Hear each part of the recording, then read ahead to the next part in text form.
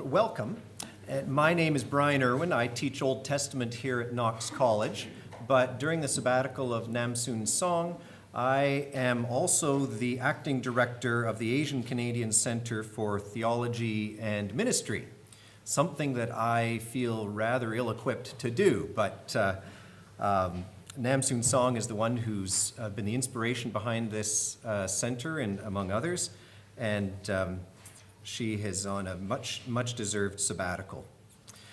Most university professors, when you come to the end of the semester, what they want to do is sit back and take a few deep cleansing breaths and then go out on the back deck and read a book.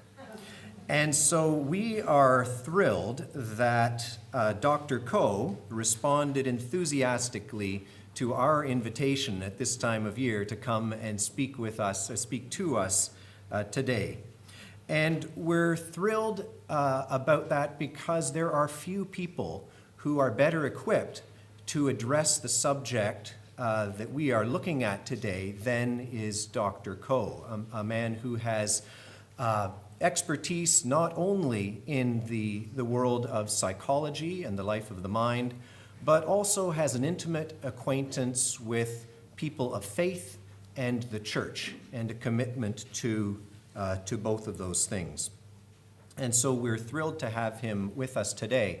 I could talk about his experience, not only in Canada, but through the world, training people to do counseling in cross-cultural situations, but you have that kind of information in your materials that you can refer to over dinner, perhaps. I just want to welcome Dr. Ko and thank him for being here today. And it's a measure of his gravitas that he could fill a room on a day when the Toronto Maple Leafs are playing the 7th game of a playoff series. So thank you very much, Dr. Ko, and welcome.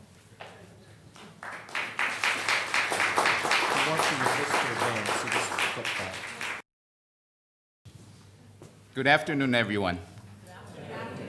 Thank you for all the prior speakers for introducing me, and I want to thank Center for Asian Canadian Theology Ministry to invite me to have this honor and privilege to meet with you and to share with my learning over the year about newcomers with you this afternoon. Now, I have this itch of sharing you with something that's more personal. Okay? But relax, it's going to be funny. Some of you might not know, and some of you might have known during my conversation with you, that in 1985, I was a student here at Knox College. In fact, I made Knox College my home for 4 years when I was a newcomer as an international student studying in Canada. In fact, my first roommate, Reverend Dr. Mark Richardson, who is now currently the minister at the East Kitchener Presbyterian Church, is right here. And he's here to make sure I do my thing and I behave properly, like he has done all these years. We've been very, very good friends. It's wonderful to see him here, and it's wonderful for me to be back to Knox College. I know kind of in and out here in this building and so on, but a lot of things has changed, unfortunately. But I had a lot of interesting memories. For example, trying to study in this beautiful library upstairs many times, studying my organic chemistry, and what I ended up doing was I can't remember a thing that I studied, but I remember I had a lot of good naps. It's such a quiet, serene, beautiful library. With that, I'm going to begin with my sharing with you today. So welcome, and I'm looking forward to interact and dialogues with you from this point on. I want to give you a topic, a context, before we get into this discussion. And I want to give you a biblical context of what we are talking about today. I have the privilege to get to know the center and realize a main theme why the Presbyterian Church got involved in the whole cultural discussion is that the question, who are our neighbors? Now, of course, for those of you who are biblical scholar Christians, you're familiar with where that scripture is. And as I prepared for this lecture, I went back to the scripture and trying to read the context. Well, the question came when the expert, according to Luke, talks about this expert in law come to Jesus and ask Jesus, What are the important lessons I need to learn as a follower of God? And God in that Jesus in that context had actually talked about really two most important commandments in the New Testament. First of all, in Luke 10:27, and paraphrase, basically, Jesus says, love God with all your heart, soul, strength, and mind. Basically, Jesus said, give it all. Love God with all you got, everything, right? And then Jesus also said that love your neighbors like yourself. It is in that context, the expert in law said, who are my neighbors? And what is interesting in that biblical context is, to me, the story comes before that two commandments. Who are my neighbor? The question. Was after that the story of, the parable of, can you tell me? The Good Samaritan. You all know the story. The person going to from Jerusalem to Jericho and got robbed. 3 people come across. The first 2 didn't care. The last one, a really unusual person who is of Samaritan background. In my understanding, I'm not a biblical scholar, is Samaritans are people who have been discriminated, who were found to be stranger by the Jews at the time. They don't talk to each other.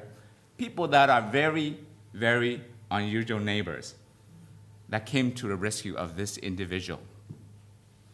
Now, so that was the story.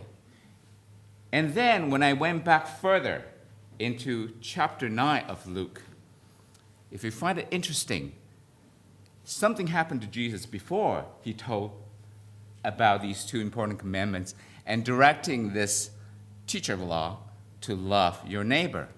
Was that Jesus was going to Jerusalem, anticipating for his crucifixion. And he passed, and on the way to Jerusalem, he came to this place that lives congregated and inhabited by Samaritans. And for those of you who know the Bible, you know that he sent his disciples to go there and prepare, I guess getting food or whatever as he was going to Jerusalem. And this disciple came back to said, people there don't give a thing about you. They don't care about you. And the disciple said, these Samaritans, can you set fire and basically destroy these people? Do you remember that? Now, interesting, Jesus was speaking that love your neighbor, including Samaritan and all others, like yourself, when he himself was rejected not too many days ago, perhaps. And then later on, if you read John, it talks about the woman at the well, also a Samaritan. So I'm piecing together, what is this telling me about Jesus' attitude about crossing cultural boundary? I think what he was trying to say is that we as Christians love to love all those individuals, those who are like us, sound like us, talk like us, dress like us, eat like us, but perhaps even more important, love and care for those who don't sound like us, don't look like us. We don't even know who they are. In fact, maybe the people that our group don't like, perhaps we discriminate against, we hate. And it could also be those people who that hate us, but love them like yourselves. So as I was reading that scripture context, it gave me a sense I better prepare, hopefully, for this discussion about my topic today, understanding mental health and adjustment experience of immigrant newcomers. And I'm very excited because as I having conversation with you, it struck me that there are a lot of concerns as well as opportunity within Presbyterian Church and the church worldwide about cultural issues. Okay, when I talk about cultural issue, it's about having new immigrants coming into a congregation, but also that missionary go on to different parts of the world. There are a lot more interaction now. So I'm going to talk about today's topic by focusing on very small aspects of the psychology of newcomers. And that was the assignment that I was given when I invited to give this talk. Now, it's a huge topic. I could be teaching that course over a year. But You're not going to have to be here with me for 1 year, so rest assured. I'm going to focus on small aspects of what we can share today. And my role as a clinical psychology researcher, professors, and also a psychologist, practicing psychologist, I want to share with you what I'm most familiar with. It's the psychological, the mental health issue and adjustment experiences of newcomers, okay? And I'm going to speak to you both in terms of my view as a researcher, as a professor, a clinician, as I mentioned, but also a person who has been once for a long time as a newcomer in Canada. And I'm going to speaking from that experience and hopefully look forward to really see you and hear about your experiences later on as we have a panel discussion later. Okay, now from biblical context, I'm going to bring you to a bit of global context. Who are our neighbors? Now, for those of you who have been living in contemporary society, whether you live in Toronto or me in Windsor, everywhere in North America, you'll see that the faces of our neighbors really have changed in the last 30 years or so. I remember when I came here in Canada, 1981, hardly anybody speak Mandarin. When I go to grocery stores, restaurants, most of the people talk about speaking in Cantonese. Now, when you go to Chinese restaurant, you can't do without being able to speak Mandarin. Many restaurants adopt to it. The faces of our neighbor have changed. Let me share with you a little bit about the global reality demographic. It's an estimate roughly about currently, okay, a new data, about 214 million people worldwide are considered migrants. Now let me define migrants for you. Migrant could include lots of different people, refugee, immigrants who have chosen to come to Canada or elsewhere, US, Australia, and we all have international students, as well as migrant workers who are seasonal, working in Canada, Ontario, and then just go back to Jamaica, wherever. And that is about 1 in 35 people in the world are considered migrants. Okay? So 1 in 35 people are considered those who are undergoing some cultural changes. Then in Canada, in 2008, our last census, according to that census, immigrants in Canada roughly comprise about 250,000 people in Canada. Now, what does that really translate into? That translates into 1 in about 5 Canadian, 20% are, in our total population, are considered immigrants. Now, foreign-born immigrants are people who were born outside of Canada, and then they immigrate after, say, 10 years old, 5 years old, or sometimes in the teenagers or maybe older.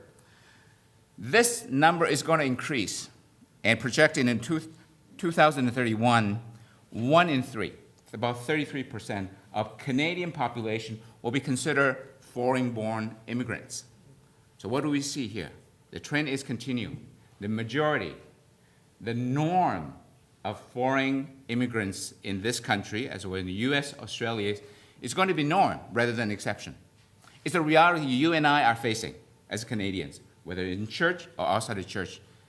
The faces of our neighbors are changing rapidly.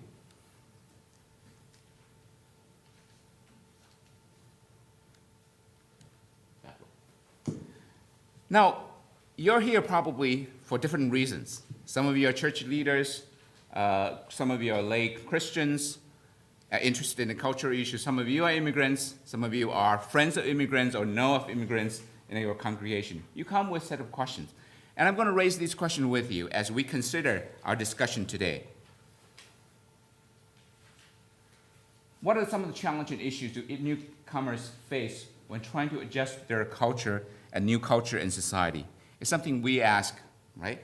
What happened to them trying to adapt to this new environment? What kind of things happen? What are the critical issues, factors that we need to know? Then how might their adjustment and adaptation experiences affect their physical, psychological, social, and spiritual well-beings? So going through this process of change, what happens to them in terms of their faith, in terms of their relationship, in terms of their health, both physically as psychological or mentally? We might also ask, what can I do? Here's a question about the relevance of what is my role. Whether you are an immigrant or you are not an immigrant, whether you're church leadership or you're not part of church leadership, but individual and church, what can we do to help in this process? And if I sense there's something wrong emotionally or psychological with the people that I know, the newcomers, what can I do to help? Okay, that's a question that I would like to address today. And lastly, what do I need to know to help or to facilitate getting help for newcomers who have psychological or mental health concern? Now, this is an issue that often frightens non-psychological professional. Is I see a member in my congregation, whether there's been a relationship problem, domestic issues, or there are some looks like psychological issue, depression. What can I do as a non-psychology professional, but yet someone who is caring Christian? What can I do for these individuals? So these are questions often we face and we ask, right? Okay? Now I want to address these questions in my presentation today. So essentially, what do I need to know? What are key factors in order to help people? So very quickly, my objective for the talk is first, I want to be able to talk about, in order for us, hopefully by the end of 50 minutes, we can get a better knowledge, understanding for objective one, to better understand the psychology of newcomers, neighbors, in terms of their cultural adjustment and adaptation experiences. And I include, when I refer to migrants, I'm talking about a variety of different kind of immigrants, people with different immigration status. So number two objective is to understand common mental, psychological, emotional health issues faced by newcomers, okay? More psychological, mental health issue. And then I would like to provide some suggestion under objective 3 to consider what individuals and church communities can do to support newcomers. All right, so far so good? All right, let's get into the topic of who are newcomers. Now, I want to get in your mind this understanding. When we talk about immigrants or newcomers, we are talking about a very large group of people that come with very, very different backgrounds. So when I talk about newcomers, they could have a lot of different backgrounds we need to acknowledge. Now, for those of you who are taking notes, it's very important because I'm not going to give you an exam. That's enough to wake you up, right? When I say exam, people somehow wake up. Even your last schooling was 20 years ago, you still remember.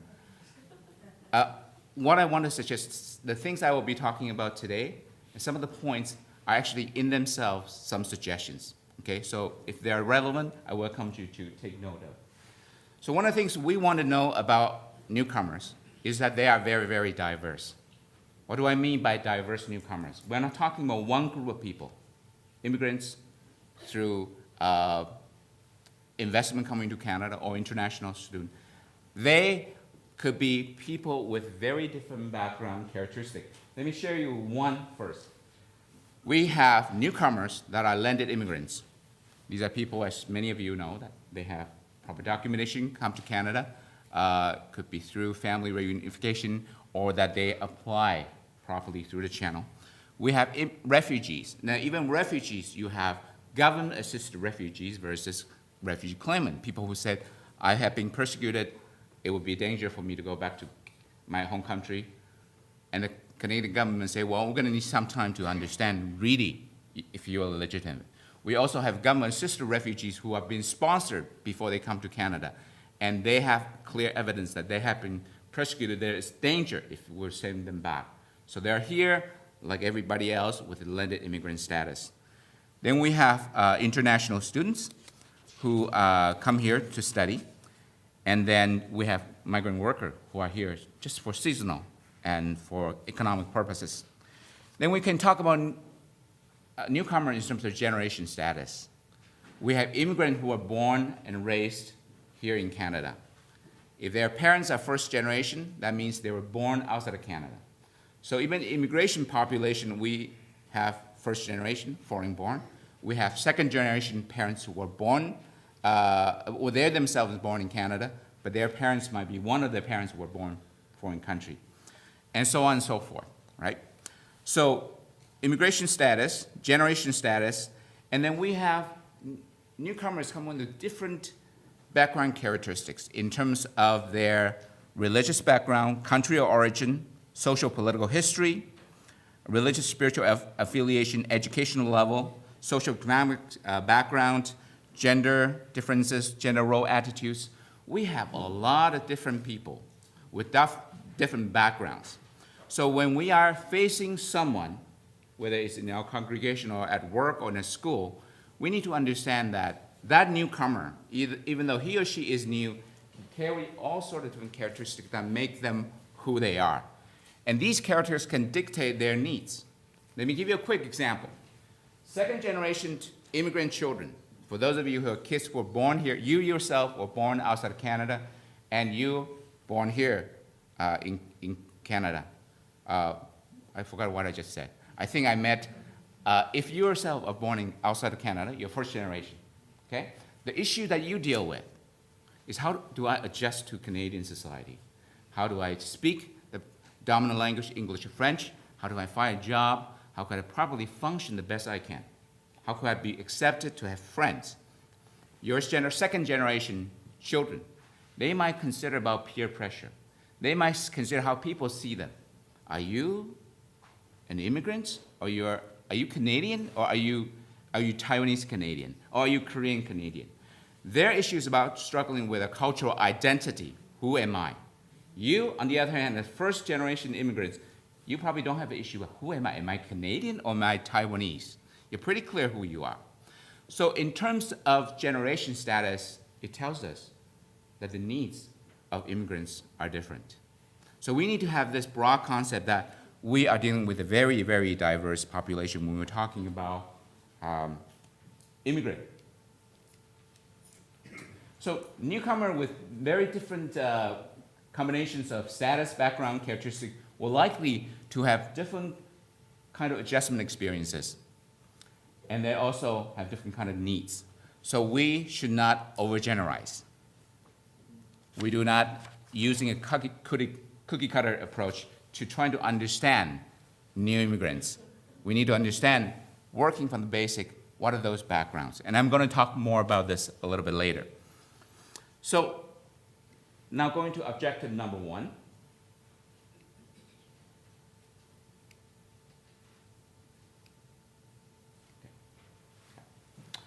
So the question is, that I raised one question, how do newcomers, when they arrive in a new culture, what happened to them? The moment after they arrived in Canada, what sort of process of adjustment do they go through? And I'm going to share with you what psychologists have learned and some of the research I do that involves this issue. Again, these are questions that you might be able to use when you're dealing with someone who is new to the country. Now, first of all, moving from one culture to another is a highly stressful experience. For those of you who have moved, now it's hard, stress enough if you move from one town to the other and it's your country of origin. It's even more challenging when you are moving to a place that you have never been to before. Maybe the place that the language you don't even understand. There's a sense of disorientation when you arrive there. So it's very, very stressful. Not to mention that you are being uprooted with all the connections you used to have in terms of your occupation, your family, your church, your friends, and so on and so forth. So it is quite stressful, and immigrants' health and adjustment depend on multiple factors.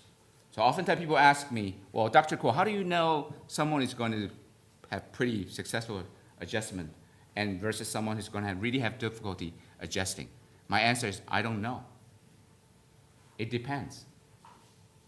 Sounds like politician, right? But it really is. It depends. Why?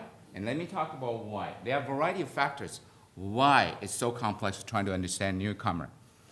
But we can narrow down a couple of things, regardless of whether they're new immigrants, they're refugees or migrants, and so on and so forth. A couple things we have learned. First of all, how will they adjust depending on 3 points? First of all, we can ask and try to understand where and how they lived in their country of origin. Were they refugees in a country of origin? Were they a professional in terms of their occupation? What kind of situations that they were living? Were they living in a place with a very good health system, healthcare system, education? Those are factors going to impact them when they arrived in Canada. Okay, so what's going on before they arrived?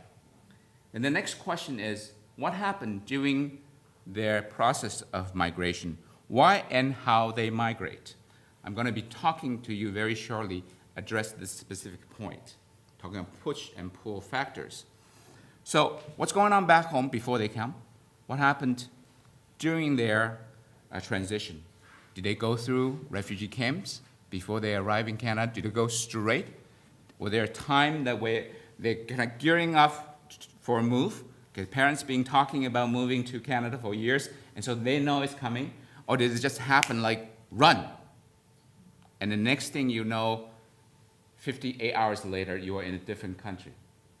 I have worked with clients. I remember, for those of you who are old enough to remember, the June 4th Tiananmen Square incidents.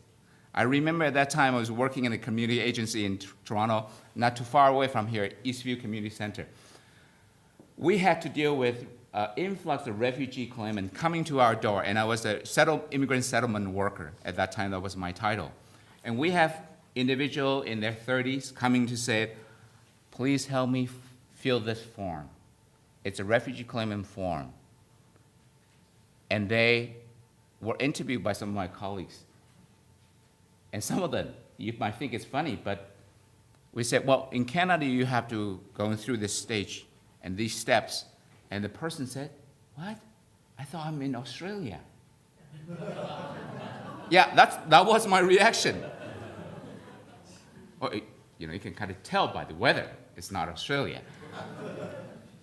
But there were situations where people were in flight. They were running away under intense pressure. They had no idea what was going on, who was going to transport them through the system and so on and forth. A lot of stress, a lot of pressure. And then, last point about their adjustment is what happened after they arrived. And oftentimes we don't track this very well. Because once they are immigrant here, they got their status, we assume they become part of Canadian society. They got their job, we believe they have schools to go to, their church they're affiliated with, and they eventually, hopefully, become Canadian. Well, that is not the case. What happened to them after they arrive in the host country, and then how they are able to integrate it to the mainstream society is really determined whether the quality of their life. Okay? So these are things we can look at to help us understand the experience of new immigrants. So are they integrated into jobs? Are they getting the education that's going to help them promote through the society? Do they have friends, support, opportunity, resources? Are they accepted by the mainstream Canadian society? Or are they constantly under discrimination, stereotype, oppression, and being marginalized? So these are things can help us to understand the quality of their experience for newcomers. Now I want to spend a little bit more time now. I'm sorry, I kept going the wrong direction. Before immigrant moved. So this gets to the first point, right? Why and how? What was it like back in their country of origin? So let's talk about let me talk about what happened before. Immigrant, again, very diverse. They come into a host country like Canada for different reasons. And psychologists talk about different major motivations that help people, motivate the people, prompt people to move. And we talk about this push and pull forces. Some people move to a new country because they are pushed, right? They had no choice. If they stay, their family will be persecuted. Okay, I deal with currently, in the last few years, many Iraqi refugees coming to Windsor area. And interesting enough that my stereotype is Iraqi, probably Muslim. Well, guess what? All the clients we have handled and my student work with to give therapy have been Christians who have been prosecuted by Muslim and some extremist group, not all Muslim. And they flee the country because sometimes they come home and realize their house was no longer there because it's bombed. And their daughter wasn't there, daughter-in-law was there, and they had no choice to run. So people sometimes are left their country because of conflict, because of witness violence, persecution, because of the religious faith, and sometimes it's fighting for resources. And the dominant more powerful group kick the small minority group out. So we can understand how that affects them, why they leave, and then we can talk about the pull factor. Now some immigrants are perhaps leaving a country not because they have to leave their country of origin, because they choose to. Because the place of destination has some attractiveness that offers them something that they don't have back home. Perhaps the education for kids. When I came to Canada, it was because my parents believed that they'd be offered, they'd provide me with better educational opportunity here in Canada as opposed to stay in Taiwan. And I know for a period of time in Korea, that was a very popular to actually send young kids overseas. We also have immigrants who have investment, right? They come into Canada, believe that they can make a good living, so they move here. And migrant workers come to Canada because they can make better income and send home to feed their family. So we can think about immigrant again. Why are they here? Are they being pushed or are they being pulled? Now for those of you who are discerning mind, you might also think, well, is it possible that people leave their country, migrant, because both combination push and pull? Absolutely. There are some people who left their country as a combination of both. Maybe they have difficulty with spouses back home and really unhappy about the relationship, and just so happen that the husbands want their children to get better education. So the wife comes with the kids.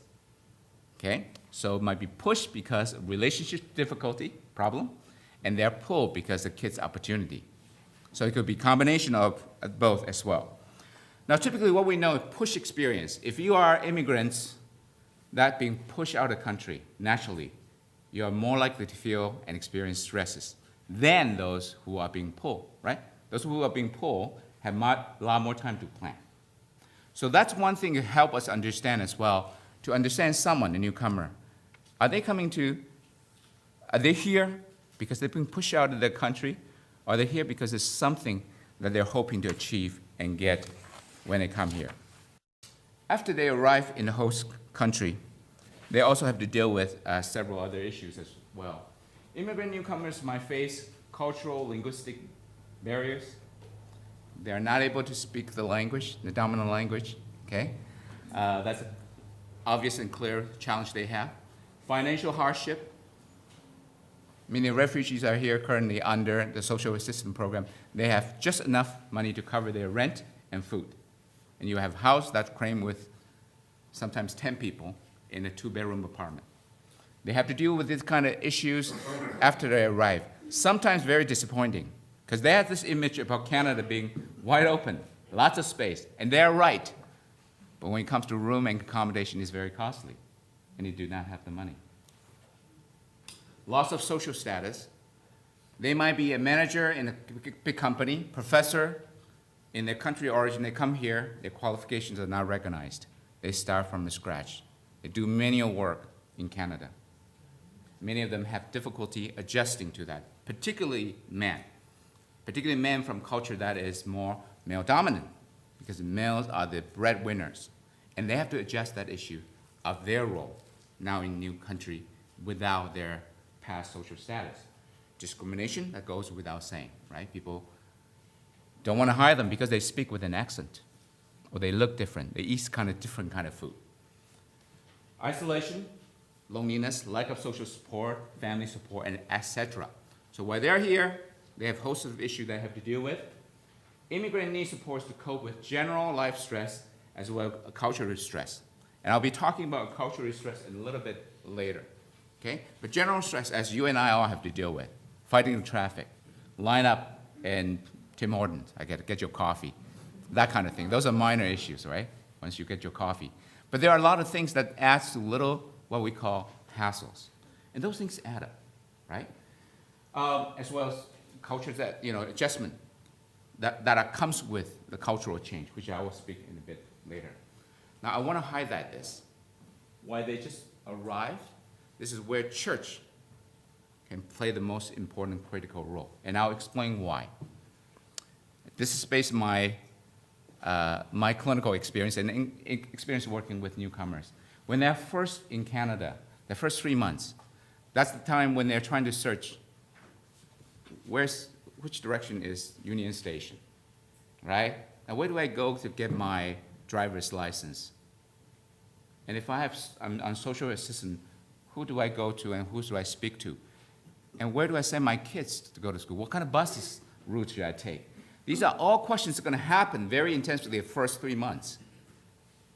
This is time where church can really be a good place of that safe space that we heard about during the meditation.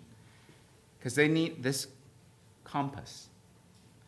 And during that 3 months, it's going to be a lot of struggle, but they are trying to absorb, to understand the norm of Canada. If church can come in place, if genuinely caring individual can come in place, that's when they can get a lot of help. And that's where we can influence newcomers, because that's when they are trying to get their bearing direction, right? But oftentimes, if we miss that 3 months, it's not the end of the world, but it's going to be harder. They might take the advice of other people, and so their need might be less critical as they did initially. So, at this point, church community can play a critical role in supporting their settlement experiences. Now, I want to talk about more specifically, what church and individual can do. I would suggest, again, I don't mean to approach in a cookie-cutter approach. Different church has a different mission, different composition of community, geographical location. But there are a couple of things I would like to share with you, and I think would be a good idea for church to engage in. First, we can get to know immigrants' life condition, experiences, identity in the home country before they come. What were they like? What kind of experiences? What kind of job do they do? What kind of school did they go to? Health system are they used to? And then, what sort of things were they are hoping when they're coming to Canada? What did they think of Canada? What was their impression? What have they heard? And what do you think, what sort of opportunity do you think that they were hoping to get when they arrived? So basically, understand their story. Then get to know, second point, the previous history of their psychological, physical health, mental and emotional health, family and social relationship quality. The reason that is important is, I will again speak to you a little bit later when we get to the mental health piece, is that oftentimes we see people who have really difficult and severe mental health problem in their country of new settlement, usually have some sort of past history, maybe some sort of trauma or previous history of addiction and so on and so forth. So understanding what was it like for them in terms of their health, overall health condition, help us to understand what sort of protective measure we need to take with newcomers.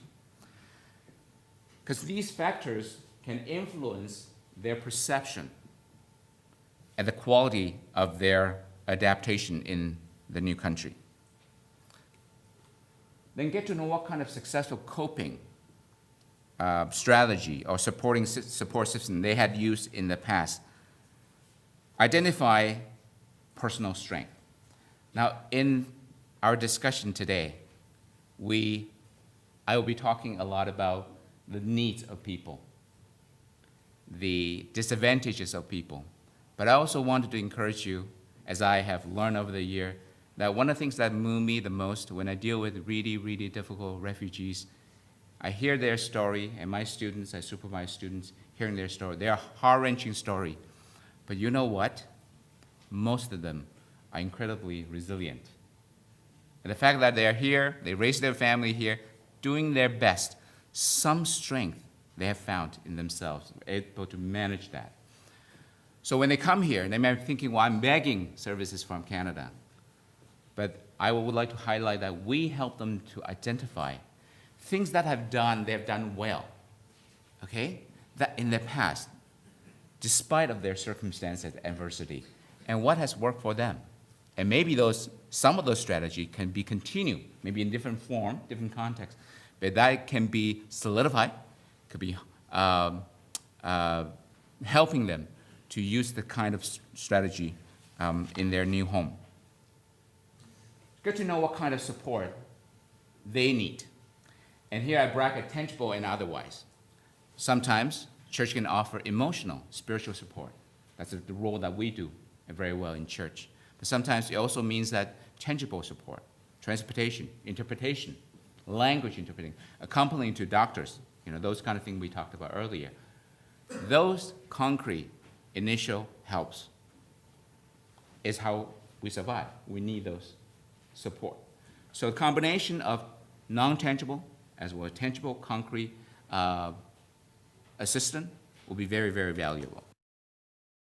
Now I'm going to go to the next topic. So I described to you a little bit about the process of adjustment. What happened? What are the critical issues that we want to pay attention to? And now I'm going to zoom in on mental health and psychological health issue. Now again, this is a very complex topic, as you imagine. Again, I'm going to just highlight a couple of things. And before I speak about the actual content, I'm going to give you a few myths that oftentimes we have about when we think about newcomers or immigrants. Myth number one. Okay, let me read it to you. Newcomers are more receptive to emotional and psychological problems than general populations. Meaning, compared to general population, immigrants are worse off, psychologically speaking. I mean, it will make sense, wouldn't it, with all the difficulty we've been talking about? Well, again, here's the complexity of when we talk about diverse immigrants. We don't talk about immigrants as one group, but diverse group. This is true for some people, to some newcomer, but not all. What we know is that roughly about 20 to 25% of any given population, including new immigrants, have some sort of psychological or psychiatric problem. So we're talking about somewhere between 1/5 to a quarter, right? Population, in any population. Now, the study shows that new immigrants are no different than the general population, including some of my own research. Now, how does this work? Okay. And then let me give you the next point you probably will possibly even more. There is a technical term that scholars use, sociologists and public health researchers and practitioners and psychologists talk about, this healthy immigrant effect. I promise you I'm going to confuse you, so stay with me a bit, okay? This term refers to that immigrants are actually healthier than non-immigrants. Okay, how does that work? Well, in most cases we see that immigrants are healthier, and it's partly a reflection of our immigration policy. For those of you who might be familiar with Canadian immigration policy, you come into this country, with the exception of refugees, you come in go by what's known as a point system. You need to be healthy, you need to be educated, you need to be able to speak one or two, the dominant language in Canada, French or English, and then you have a point system.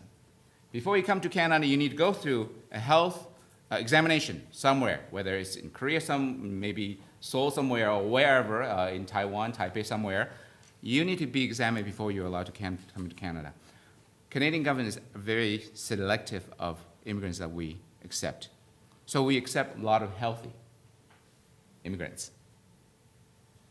So in general, immigrants are healthy coming in, but they get worse over time.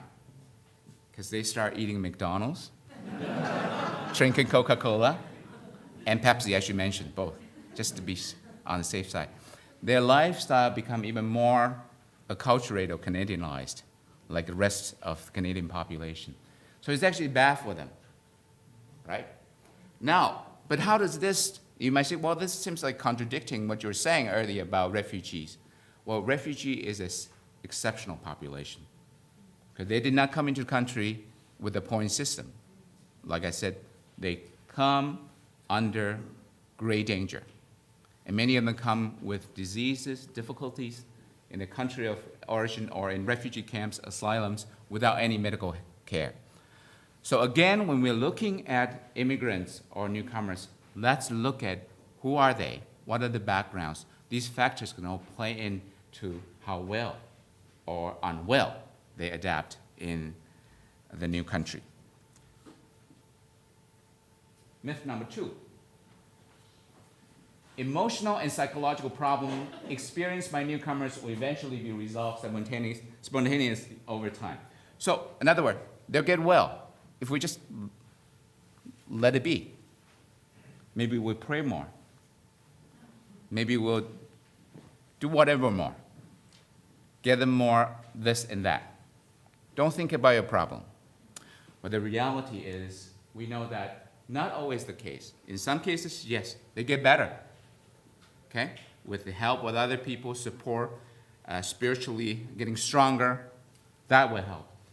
But sometimes, if there are persistent pressures and setbacks, these can amount to a very serious problem, and the only way to deal with it is a timely intervention. We need to be able to deal with in a professional manner to help them. So not everything could be prayed over, in my opinion. Now, I do not discount the strength of prayer. It can happen. But oftentimes, that needs to be supported with the other resources. Myth number 3, symptoms of mental illnesses and psychological problems look similar across culture. Now, if I were teaching this course, I would remove the myth and ask my student, what do you think about that? Now, there are a lot of assumptions there, and this is what cross-cultural psychologists like me trying to do is, does depression look like depression the way we look at it here in Canada and the US as compared to, say, in Somalia, in Zimbabwe, right? These are cross-cultural differences. So the assumption here is, if I see depression, it's probably the depression I know, okay? That's being treated here in Canada. Well, the answer is, reality is similar in terms of these symptoms, only on the what we call core symptoms. So I won't go into that. This will require you another a lecture on this. But essentially, we look some features are the same, but they can be expressed differently. Okay? For example, in the Asian, particularly in Chinese depression, it actually looks not the typical depression that we looked at. Sadness, being lethargic, no energy, losing appetite or overeating. In Chinese culture, the depression looks like pain, headache, stomach ache, back pain. These are things what we call psychosomatic symptoms. That depression that looks emotional in nature, but they come in a physical way. Now, for us to be able to understand more fully people struggle with their issues, we need to have those cultural information. Depression might look different across culture, even though they might have some shared characteristics. All right. So let me move on to, so now I've talked about some of the misunderstanding or myth about mental health problem. Then we can maybe share with you a little bit about what we know. Earlier, you remember I talked about this notion called acculturated stress. Acculturated stress is the kind of emotional, psychological, relational, behavioral, and physiological reactions people encounter when you are placed in an unfamiliar new culture. Now, I get that most of you have traveled to either outside of Ontario or a different country. You probably had that experience when you're feeling disoriented. You don't know your way around. Not only just language, right? It's worse enough you don't understand the language, but you're trying to look for bus stop to get your bearing, and you can't, because they don't look the same. So there are certain things that we understand as a psychologist, that when we're going through adjustment process, we're going through some stress. And this stress is because we are going through cultural changes and transition. Now, you might find this strange, but this is actually quite normal. So if you have someone in your congregation or your family member to say, I hated being in Canada, I feel depressed, I don't want to go out, right? Or your kids going to school, and immigrant kids, and they say, I don't want to go to school. I don't fit in, right? People don't speak my language. Well, it does not necessarily mean that it's a psychological problem. If this happened quite early in their adjustment process, it might actually be a normal process. They don't like Canada, they don't like the host country, is because they're putting a lot of energy to adjust. What does that mean? Sometimes, if that is the case, then you and I can say to the person said, you know what, we know from research, or we know from the experience of newcomer, it's actually quite normal what you're going through. Not just you, but a lot of people are going through.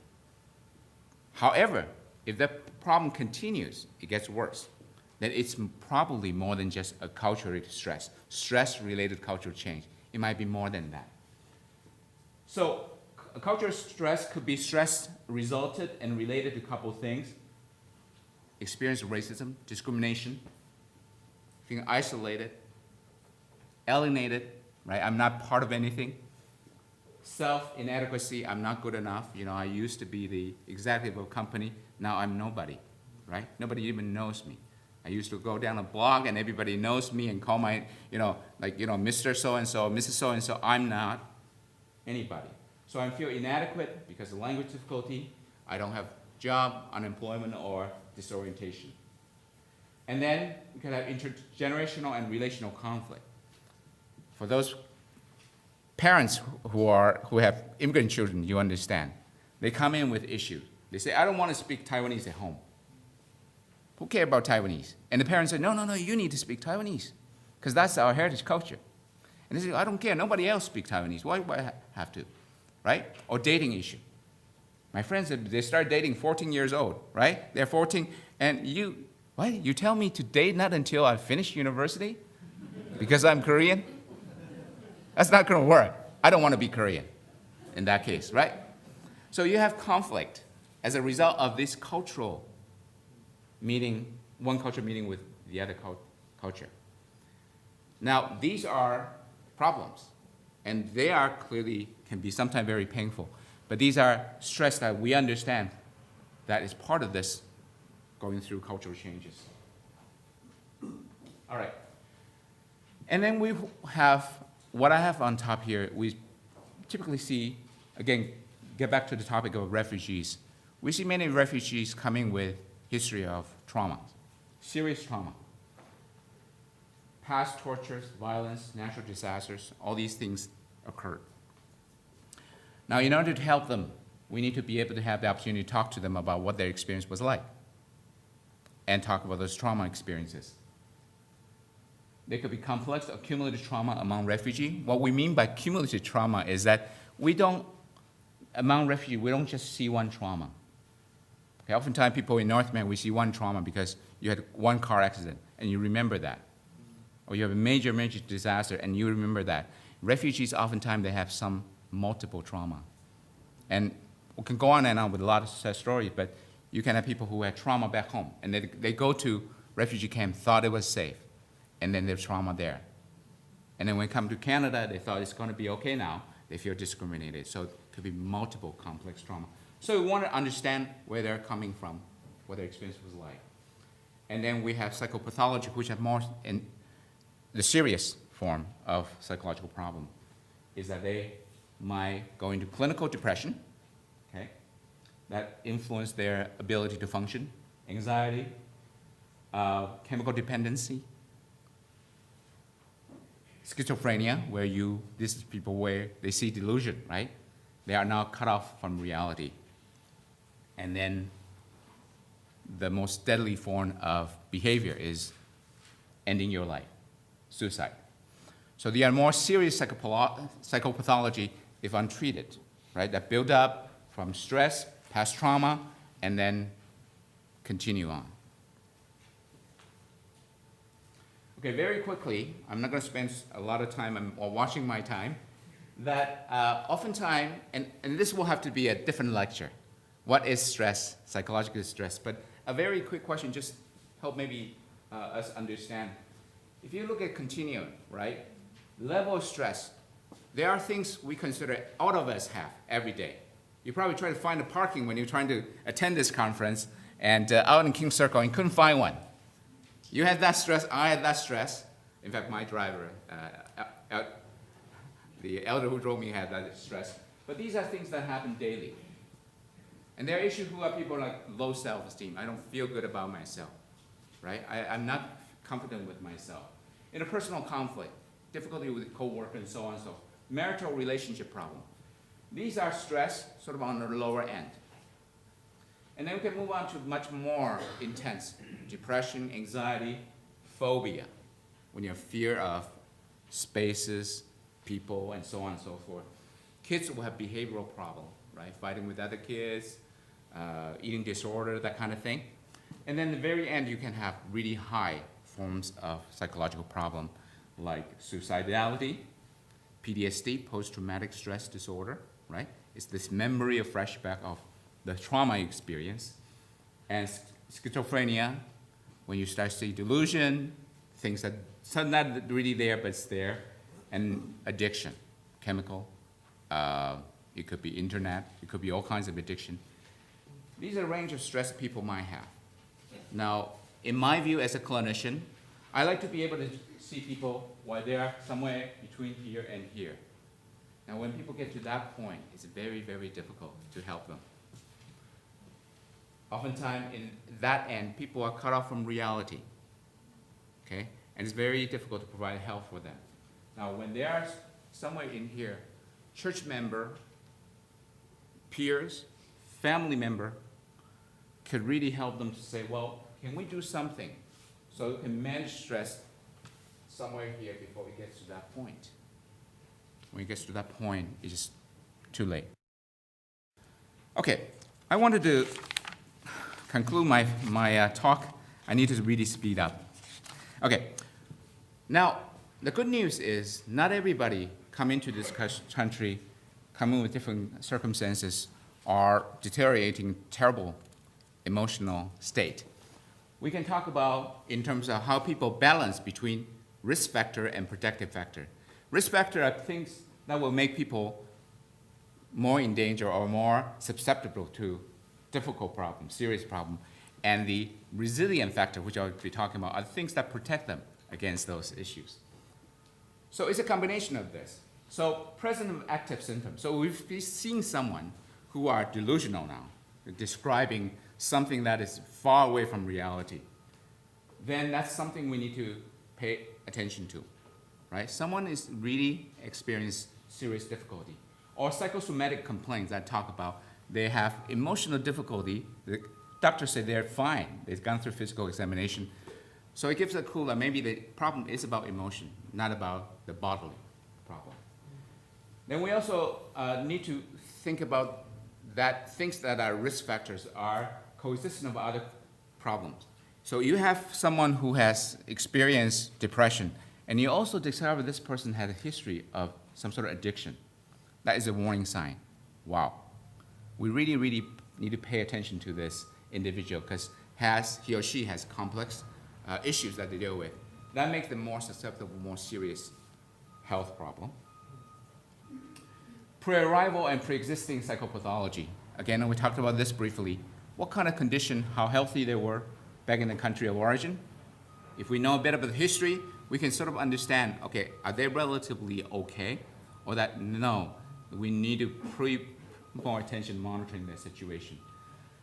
If someone is lack of social and community support, they said, ask them, do you have friends you go to, you talk about your issue? They say, no, I don't want to talk to anybody and I don't need anybody. Now that's also as a warning sign. Poor overall coping strategy. They are not able to tell you that, if you ask them, What have you done to help your stress? And they couldn't tell you. Or that they tell you that the way they cope with their stress are not very, very helpful. That give you, again, a concern that maybe that they are not able to deal with stress, respond to stress in an adequate way. Deficiency in language and adaptive skill in the host country. Now, we know that language is, from research, the most important things about predicting people's ability to adjust new culture. If they can speak that language, that gives you a basis to be able to start building up their resources in the country. If they don't, that's a warning sign. Low-level educational literacy, and whether, probably not surprising, people who have higher education typically adapt better than those with lower education. Maybe they just have more information, they are able to assess information more readily. Then with balancing with that is resilient factor. Not everybody, again, are having difficulty with a culture to trust, have problem.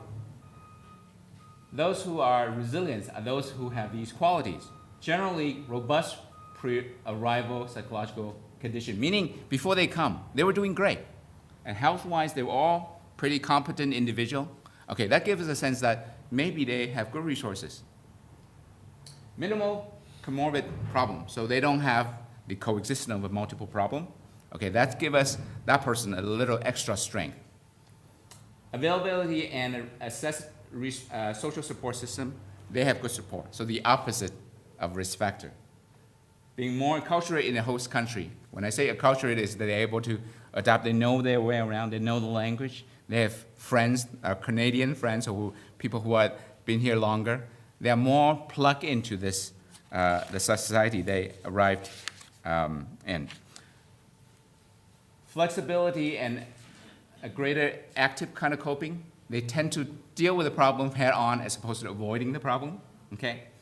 Healthy religious and spiritual quality. Meaning these people have really good, healthy relationship with God. And this is the things that I recently studied. I was interested in how spirituality actually helps people.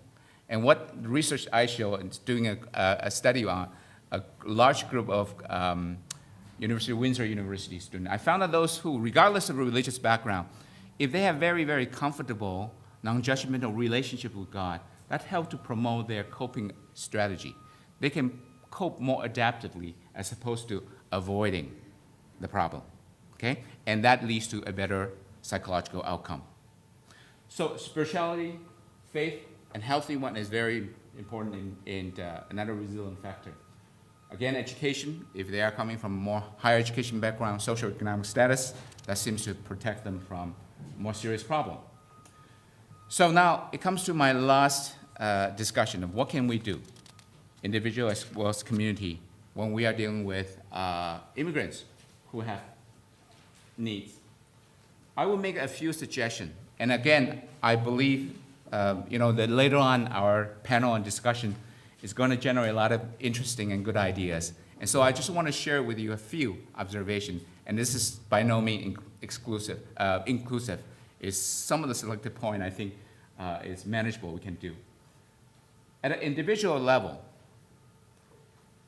what we found that the most important thing about helping people is that we have a genuine, caring, safe relationship with them. So we need to be able to establish a relationship with that person or that family or that individual, that they can find in us their issue, their stories, their needs. So build a good relationship, show interest, tell them to tell you about their stories. They have fascinating story to tell and share with you and I. Listen tentatively to a person's story and his or her deep emotions and experiences. Now this, again, is oftentimes I talk to my students. We all listen, most of us can. But it's more challenging for us to listen in a very effective way. And one way that we have found helpful is to listen to people's feeling, not just about the content. If you can understand their experience, the feeling behind their story, it's much more likely they will be moved and they can sense your genuine care. So to listen beyond the content is a good way of listening and helpful way of listening. And we call this empathy. Understand with empathy that you put yourself in their shoes. active listen and look out for risk factors and resilient factor we were talking about earlier. It's those combination of those factors that give us a sense of how things are, might be with a person. Engage the extent to which person's present and continue is cultural, psychological versus normal or abnormal. So here is a question that I would suggest. You're trying to understand, is this the persons from this culture dealing with this issue, is it just normal, like part of their cultural experience, or is this something more than just that, may concern, have health concern? So I sometimes will ask, if a similar situation were to happen to your cultural, faith, ethnic community, how do people in your cultural, ethnic, faith community deal with this kind of issue or view this kind of issue? So you get a norm. The reason you're asking is that, how does your group typically deal with this? And they can give, well, this is how we typically deal with it. It gives you a sense, oh, or maybe it's just me, my culture. I'm not accustomed to this way of dealing with issue, but that might be normal to that group. Does that make sense to you? Okay? Right, so we ask about the reference point, how they compare their behavior to the rest of their group. Evaluate the individual's typical productive ways of coping and encourage them. Remember earlier we talked about resilient people, okay? So sometimes they come in depressed, they come in broken, they come in with all kinds of trauma they don't think they can deal with. You can ask, what did you usually do in a similar kind of situation you're facing right now? You know, back home, in wherever, fill in the blank. And how did it work out for you? So you want to gauge the sense that the things that they've done well, and then you want to be able to support them. You wanted to reinforce them and highlight their strength to be able to cope with the current situation.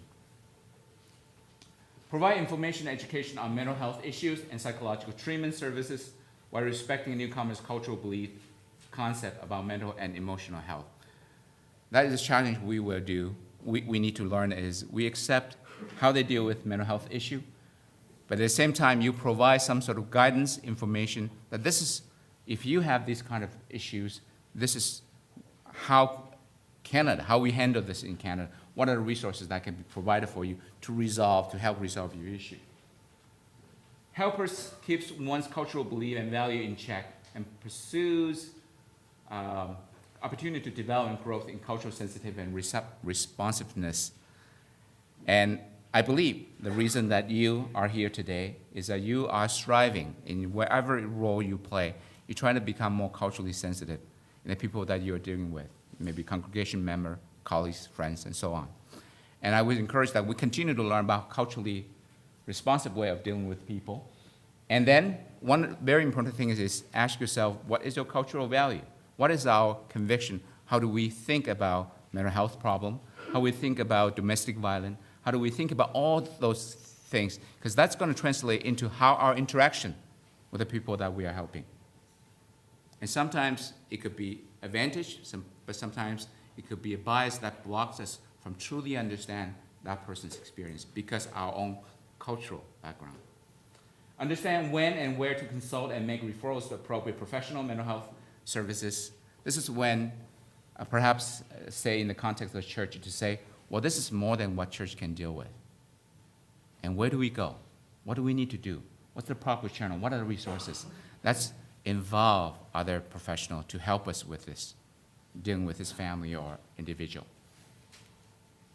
At the church level, offer tangible support, and I talked about it, maybe in terms of translation, interpretation, in addition to spiritual teaching.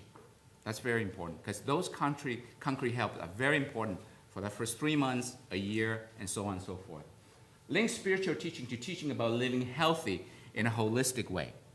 And back to the scripture that I talked about earlier, that it was interesting that Jesus said we love God with all our heart, soul, strength, and mind. My interpretation is that is enlightening. Jesus has the view that we have to love the person in their whole person. Strength, the physical, heart, the emotional, the mind, the psychological and mental, and soul, the spiritual. That we need to approach people in a holistic way that not separate one from the other.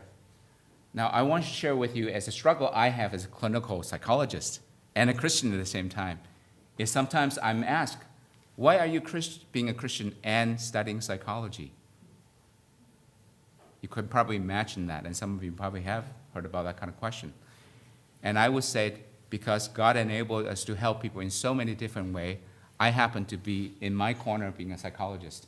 And this is one way God is helping, in my view, to help people. And that's one piece of this holistic health, right?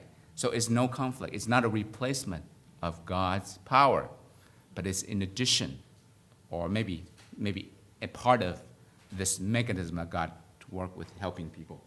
So not to separate spirituality, physical and psychological and social life. They are integrated and need to be integrated. Health education and reduce stigma. Now that's another issue that I deal with oftentimes. Is that Christians are afraid to talk about, I have emotional problem, I have family problem, we have domestic violence at home. Because I'm so shameful. Christians should not be depressed. Have you heard about that? Christians should not be this, have anxiety attack. Christians shouldn't be this and that. And I think the role of modern contemporary church, whether it's leadership or individual, we need to educate ourselves first, and then educate people to say, well, Christians have toothache too, you know. You got a few? I have few as well, more than I want. Yes, Christians also have emotional difficulties. And so if we are able to work on to help reduce that stigma, okay? Stigma is when you have negative feeling about, oh, how can you be depressed when you are Christian? If we can change that, say you are Christian and you have emotional experience like everybody else, that's just normal. And let's see what we can do about it. If we can play that role, that would be tremendous in that first step of helping newcomers or otherwise, right? You probably hear that some of the things that I'm talking about is not relevant just to newcomer, it's relevant to all people. Encourage open, non-judgmental discussion about emotional, relational issues among members of the congregation. So we can talk about it. So again, that's safe space to say, if I say something that is, I think, not very Christian, I can still be understood, be accepted, be held together. If we can do that, we're making a huge step along with reducing stigma. And with that, that comes to the end of my talk. So my hope is, I'm sorry, a few minutes went over, but my hope today, again, it's cramming everything in 15 minutes. This is just a highlight. If you want to learn more, you need to take a correspondence class with me. I'm kidding, I don't have that as yet, but I will create one if you ask me to.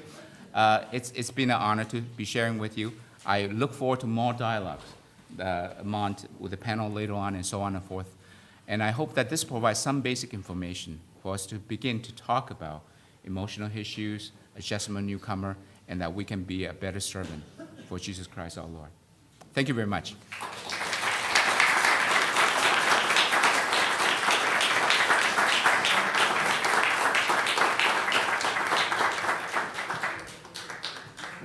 Thank you very much, Dr. Ko. And I know that many of you will have questions that you'll want to ask him through the rest of the day and into our time this evening together.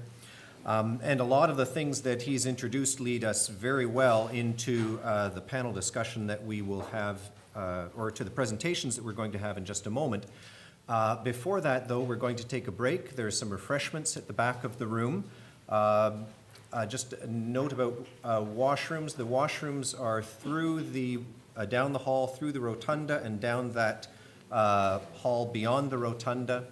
And so enjoy a break. We'll take 10 minutes. We'll meet back here again in 10 minutes. Thank you.